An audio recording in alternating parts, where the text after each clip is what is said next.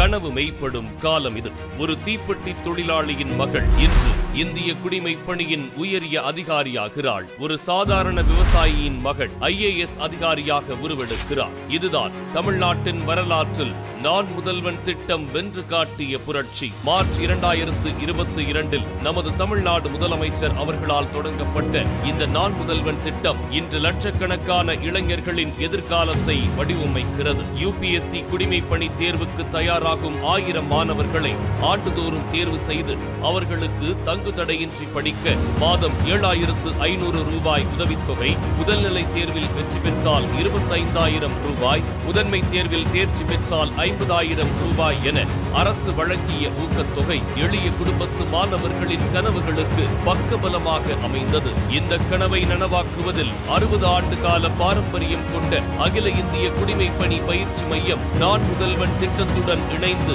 பிற்படுத்தப்பட்ட மற்றும் எளிய குடும்பத்து மாணவர்களுக்கு தரமான பயிற்சி, உறைவிட வசதி மற்றும் மிகச்சிறந்த வழிகாட்டுதலை வழங்கி வருகிறது. குறிப்பாக 2024 தேர்வில் தேர்ச்சி பெற்ற 47 மாணவர்களில் 39 பேரும், 2025 குடிமைப் பணி தேர்வில் வென்ற 57 பேரில் 50 பேரும் நான் முதல்வன் பயனாளிகள். 2025-26 UPSC முடிவுகளில் தமிழ்நாட்டிலிருந்து 60 பேர் தேர்ச்சி பெற்றனர். அதில் 56 பேர் நான் முதல்வன் மற்றும் அகில இந்திய குடிமைப் பணி பயிற்சி மையத்தில் பயிற்சி பெற்றவர்கள். மாணவி ராஜேஸ்வரி சுவி அகில இந்திய அளவில் 2வது இடமும், மாணவர் ராஜா மொய்தீன் 7வது இடமும் பிடித்து சாதனை படைத்துள்ளனர். மாணவர் அருண்குமார் முழு UPSC முதன்மை தேர்வையும் தமிழிலேயே எழுதி தேர்ச்சி பெற்று தமிழ் மொழியில் சாதிக்கலாம் என்பதை நிரூபித்துள்ளார். ஒரு தலைமுறையின் தலையெழுத்தை மாற்றும் திட்டம் தந்த நமது மாண்புமிகு முதலமைச்சர் அவர்களுக்கும் துணை முதலமைச்சர் அவர்களுக்கும் மனமார்ந்த நன்றிகள். தொடரட்டும் தமிழ் மாணவர்களின் சாதனைகள், வெல்லட்டும்